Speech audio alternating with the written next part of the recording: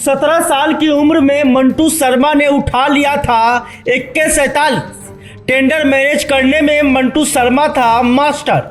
JDU MLC Dinesh Singh के साथ कुख्यात मंटू की फोटो से फैली सनसनी। आशुतोष शाही हत्याकांड के मास्टरमाइंड मंटू शर्मा की क्राइम कुंडली किसी फिल्म के विलेन से कम नहीं है। छपरा का रहने वाला मंटू ने 17 साल की उम्र में AK-47 चलाना सीख लिया था और पटना में पढ़ाई के दौरान कुख्यात अपराधी बन चुके मंटू ने कैसे खड़ा कर दिया आतंक का इतना बड़ा साम्राज्य। आइए आपको बताते हैं विस्तार से। मंटू शर्मा को बिहार STF ने रामेश्वरम से धर दबोचा है। इस पर दर्जनों हत्या, रंगदारी और अपहरण के मामले दर्ज हैं। मंटू ने ही प्रॉपर्टी डीलर आशुतोष शाही के मर्डर की पूरी साजिश रची थी। शूटर से लेकर हत्या की प्लानिंग मंटू शर्मा ने ही की थी और उसका साथ दिया था शूटर गोविंद ने। मंटू मूल रूप से छपरा जिले के बहलोलपुर गांव का रहने वाला है। वो भुटकुन शुक्ला का साथी था। उसकी हत्या के बाद मंटू शर्मा अपराध की दुनिया में उतर गया। उस समय पटना में रहकर पढ़ाई करता था और उसकी उम्र 17 साल की थी। इसने वैशाली के एक बाहुबली का शागिर्द रहते AK-47 समेत कई हथियारों को चलाने के गुर सीखे।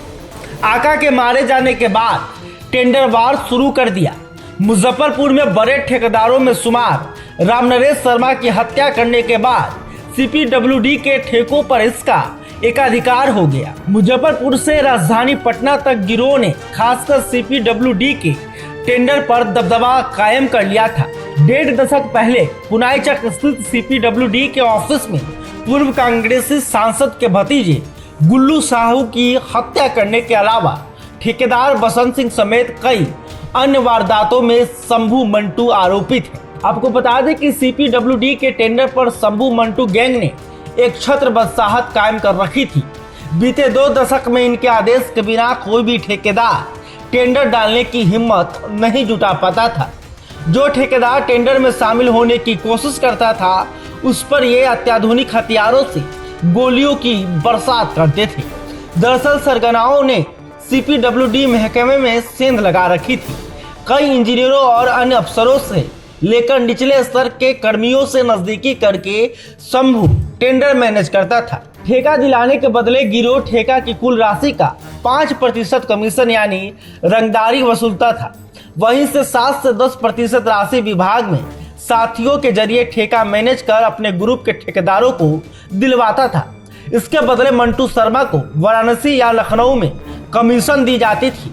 कमीशन की राशि राजीव ही पहुंचाता था। 1 दशक पहले STF पीछे पड़ी तो शंभू और मंटू ने यूपी में नया ठिकाना बनाया और रंगदारी की काली कमाई से 4 राज्यों में आर्थिक साम्राज्य खड़ा कर लिया।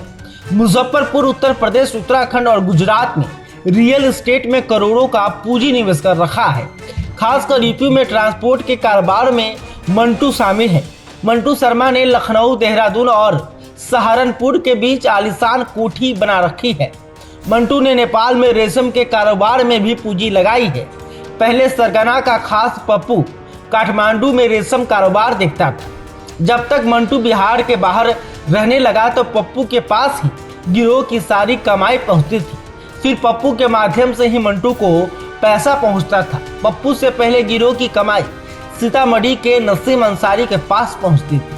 आपको बता दें, जाप सुप्रीमो और पूर्व सांसद पप्पू यादव ने कुख्यात मंटू शर्मा और जदयू MLC दिनेश सिंह की तस्वीर अपने ट्विटर पर जारी कर सनसनी फैला दी है। फोटो में MLC और कुख्यात दोनों साथ दिख रहे हैं। दर्जनों व्यवसायियों का हत्यारा मंटू शर्मा के राजनीतिक कनेक्शन से कौन सा नया राज सामने आता है, यह देखना दिलचस्प होगा। बहरहाल आशुतोष शाही की हत्या मामले में कुख्यात मंटू शर्मा और उसके साथी गोविंद की गिरफ्तारी सुर्खियों में है। देखना दिलचस्प होगा कि अब कौन सा नया मोड़ इस मामले में सामने आता है। खैर, अभी तक आपने हमारे चैनल को सब्सक्राइब नहीं किया, तुरंत कर लें। इस खबर को लेकर आप क्या सोचते हैं कमेंट करके बता सकते हैं और ये वीडियो फेसबुक पर देख रहे हैं तो हमारे पेज को भी लाइक कर लें। बहुत बहुत धन्यवाद।